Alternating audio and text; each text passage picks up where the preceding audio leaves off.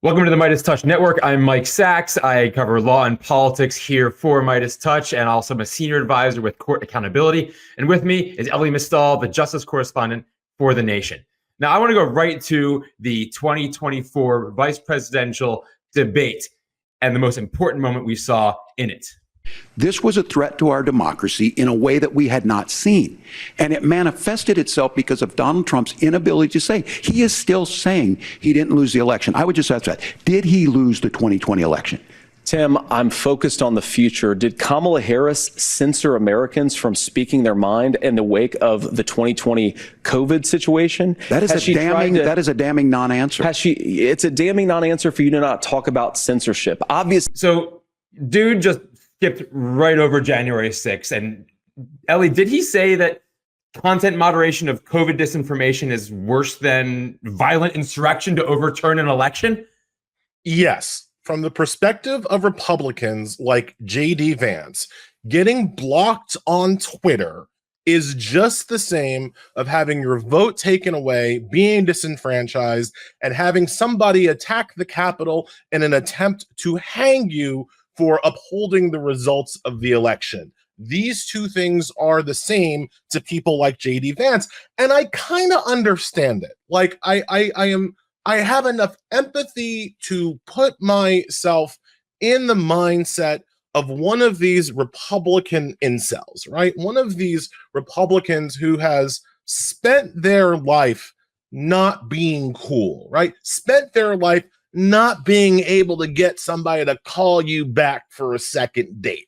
And from their perspective, I kind of see how not being able to shout the N-word on Twitter is just like having your vote taken away, because these people have no real problems, right? Because these people have no real concerns about whether or not the government is going to work for them. They know that the government, the police, law enforcement, they're always going to be on their side. So from their perspective, voting is super nice, but what they really need to be able to do is to shout at people like me on Twitter, because that's the only way they feel they can get their voices heard. So you kind of get it from that kind of weird perspective, like where they're going from. But in terms of the law here, the idea that, I mean, one of the other things that Vance said was that, you know, the most sacred right in our democracy is the First Amendment. And it ain't. It just isn't. The First Amendment is great. I personally love it. I couldn't have my job without it. But the most sacred right in a democracy is the franchise. Indeed, you are not a democracy. You are not a republic. You are not a constitutional democratic republic as we are if you don't have the right to vote. And our most sacred right is the idea of universal suffrage. Now, I would argue that this country did not practice the idea of universal suffrage until, if I'm being generous, the passage of the 1965 Voting Rights Act. But still, that's the core of our republic. The First Amendment is a great add-on, but from Vance's perspective and from the people who support him, they've got it twisted, because they are people who just never got the digits, right? Never got the phone call back, never get the cool text, never get invited to the cool parties. And so this is what they're concerned about. I mean, Elie, I guess, you know, the party at the Capitol on January 6th, 2021 that wasn't a party. That was a violent insurrection to overturn an election. Now, if we're talking censorship here, you know, we can also talk about what Trump had said not too long ago, maybe even, you know, a few days ago, that anyone who criticizes the Supreme Court, the one that granted him immunity broadly for official acts as president, including trying to overturn the 2020 election, potentially, depending on how those trials come out, going back to the court eventually.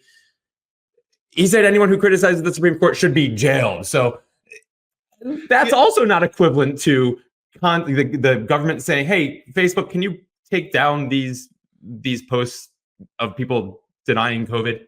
Yeah, Mike. I mean, look, as a Black author, I experienced this in a particular way, right? We're talking about people who are banning my book, right? We're talking about people who are out there banning certain words like the word gay from being said in classrooms, banning books, showing up to school board meetings to menace and harass educators. Like, the censorship is strong on their side, but again, in their world, saying the N-word, if I can't do that, then I'm being censored. Banning a black guy's book, oh, that's just something that we do. That's not a problem. Like, that's, again, they live in a they live in a world where their problems are real and other people's problems have been made up. It is, if you look at some of the research on this, like, one of the biggest distinctions between a political Democrat and a political Republican turns out to be where you score on the empathy scale, right? Whether or not you have the capacity to understand people who are not like yourself. And what we see from Republicans consistently is a complete lack of understanding of the real world in which they live, in which they share with everybody else. Now, Elie, what we saw last night was a kind of a Midwestern nice-off, right? You saw a bunch of quasi meetings of the mind, or yes, I think you're right, or yes, I think you're right, between Walz and Vance, including the agreement to a peaceful transfer of power on January 20th, 2025. And they both said, I hope I win, and if you don't, well, best to you, I'll support you. Vance said that as much. But that passes over, again, his own elision of the January 6, 2021 Capitol insurrection, his own efforts in trying to overturn the election through legal means, as supporting those lawsuits back in 2020, and also his own, since doing so, saying that he wishes that the Electoral College went back to the states with their own alternate electors to try to figure it out, as if the original electoral slates were not the true representations of the people of each state. So that's all setting us up for where we are right now, because the Republican National Committee, their allies in various states, and the Trump campaign are back in courts all over the country to try to get back to the Supreme Court. So the Supreme Court this time could do what it refused to do previously, and not just put its thumb on the scale for their preferred political candidates, but perhaps even to enter the fray and say, no, you guys win. Doesn't matter what the other people said. You guys win, Trump and Vance. I mean, yeah, that's happening right now. Yeah. So one of the key things Republicans did after their first failed coup in 2020 was spend the last 4 years putting into place the kind of structure to allow them to pull off a coup in 2024 without so much like messiness, right? So one of their key things has been to take over boards of elections, state boards of elections in red states around the country. And they are using those state boards of election to disenfranchise voters or cause just chaos and confusion around the electoral process, right? So we have an issue in Georgia where at the kind of very last minute, the state board of election changed the rules on early voting, throwing that state's entire election into chaos. We have situations in North Carolina where, again, at the very last minute, they are purging hundreds of thousands of people off the voter rolls in North Carolina. So basically, if you had checked your voter registration in North Carolina 2 weeks ago and you were registered, you have to check again. You have to see if you have now 2 days left to re-register because you might have been kicked off the voter rolls just last week in North Carolina. They're doing this in every state where they have Republican control of the state board of elections. And the clear point is to disenfranchise people before they show up to vote. Because one of the things, and people need to understand this, one of the things that they learned from 2020 is that it's very hard to throw away a vote after that vote has already been cast and counted, right? That is actually difficult. Even the Supreme Court, though they might want to, has kind of intellectual difficulty throwing away already cast and already counted votes. What you got to do if you want to steal the election and you're a Republican is to stop the votes from being cast in the first place. and the purging people off the voter rolls, changing the rules of the election at the last minute, creating barriers and confusion and chaos in the election system is how you stop those votes from being cast in the first place, so that you don't then have to, after they're cast and tabulated, throw them out later. And yet, Elie, and yet, there are still cases about what to do with those votes that are cast and then could be thrown out. You have the RNC suits in Mississippi and in Nevada trying to seek a split between the circuit courts to get to the Supreme Court over whether validly cast mailed-in absentee ballots that by law can be counted after Election Day, should they be postmarked before and by Election Day, whether they can be counted at all. And this comes from a Trumpian argument that he pulled out of thin air to protest the 2020 vote. And now Republican lawyers are saying, well, it's by an originalist matter. Election Day is as far as we can go to count votes. Never mind that these laws for late counting votes have existed for years, right? For years. Somehow the framers never meant it to be that way. And there's a case before the very right-wing Fifth Circuit, before I think 3 Trump appointees right now, pending decision. They heard oral arguments already on whether they're going to say, yeah, those votes shouldn't be counted that come in after Election Day. That's a problem, and this could be something that Supreme Court steps in. Robert F. Kennedy Jr. He's going to various swing states and saying, can you put me on the ballot there, or can you take me off the ballot there? He's trying to keep himself on the ballot where it will help Trump and off the ballot where it will help Trump. And it's completely inconsistent from New York to North Carolina, where the North Carolina Supreme Court, by a partisan vote, ordered he be put back on the ballot in violation potentially of federal law. And in Wisconsin, he's tried. In Michigan, he's tried. This is what's happening as we speak. And it's an attempt to overturn the will of the people, or to rat fuck really what's going on in this election. And it's fundamentally anti-democratic. People need to understand, the Republicans well understand that if everybody who wants to votes and if everybody who voted legally has their votes counted, the Republicans lose. The Republicans know this very well. And so, as you say, Mike, all they're doing is trying to discourage, prevent, and disenfranchise people from voting in the first place. The lawsuits that you talked about, like you said, they're all active. There's another one in Pennsylvania where they're trying to change how people are able to cure their ballots. It's all a centralized plan, right? And so one of the questions I think you always have to ask is do the Democrats understand this? Are they ready to fight these people?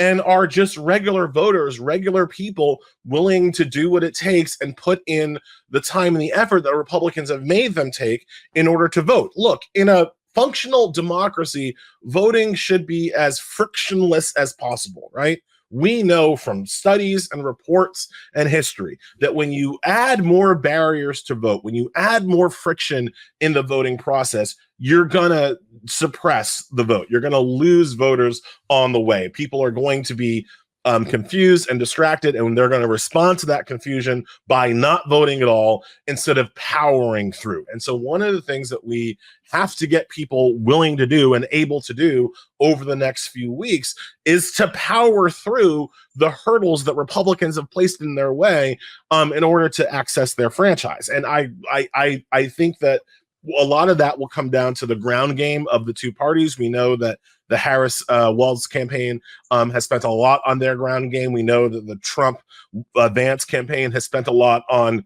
Trump's legal bills and defamation lawsuits. So that might be an advantage for the Democrats, but it's going to come down to whether or not people are willing to overcome the hurdles that the courts are placing in their way.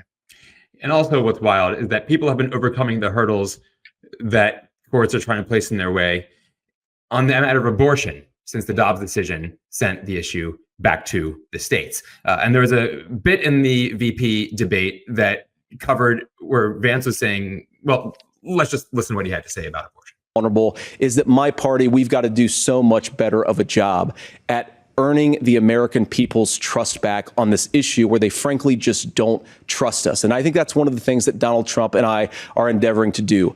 I want us as a Republican Party to be pro-family in the fullest sense of the word. I want us to support fertility treatments. I want us to make it easier for moms to afford to have babies. I want it to make it easier for young families to afford a home so they can afford a place to raise that family. And I think there's so much that we can do on the public policy front just to give women more options.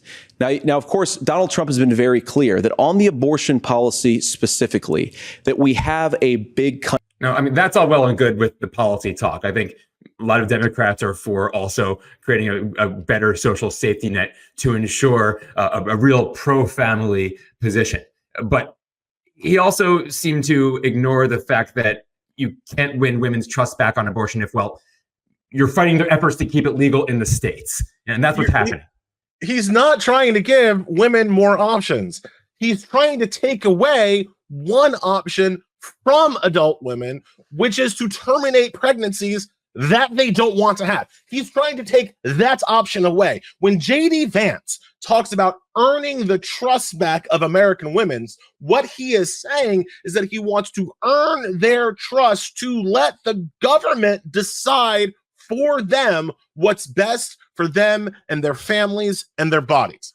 That is the trust he is trying to earn, right? The idea that, oh, vote for Republicans and trust us to tell you when you are forced to carry a pregnancy to term. That's the trust he's talking about. The options that he's taking away are the options for you to consult with your doctor about what's best for your own health. That's the option that's not on the table in a J.D. Vance and Donald Trump administration. It was an insane, crazy making answer. And I don't think American women will fall for it, but I do think a lot of American men will. Right? I do think men are just stupid enough to fall for that line of argument. One of the only things that made me happy about the debate, because I think debates are stupid generally, was that if you looked at the Google Trends, before the debate, the Google Trends in every state was various stuff, crime, immigration, all over the map. After the debate, the Google Trend in every state in the country was abortion. People were fact checking J.D. Vance's lies about his positions and the Trump administration's positions on abortions in every state. So that made me feel like, at the very least, American women are switched on, and hopefully there are just enough men who, again, have the ability to understand and care about this issue to sink Vance's ridiculous answer there. And as it's gone back to the states, as abortion policy has gone back to the states under Dobbs's view that it's for the people of the states to decide, well, when the people have tried to decide, the states have tried to get in the way. They were overcome in Kentucky, in Ohio, in Missouri, but in Arkansas, the court got in the way there to put a codification of abortion rights in the Arkansas Constitution. It's going to be on the ballot in Florida, but DeSantis is trying very hard to distort the issue. But then one thing we saw, speaking of men who get it, is a trial judge in Georgia, who is also handling the Georgia Election Board issue that you spoke about earlier, Elie, who just for the second time struck down Georgia's 6-week abortion ban, writing in his opinion, it is not for a legislator, a judge, or a commander from The Handmaid's Tale to tell these women what to do with their bodies during this period when the fetus cannot survive outside the womb. In essence, this judge said that the Roe framework and the viability framework was what is protected under the Georgia Constitution. Of course, this is going to go right back up to the Supreme Court of Georgia, and we'll see what they do.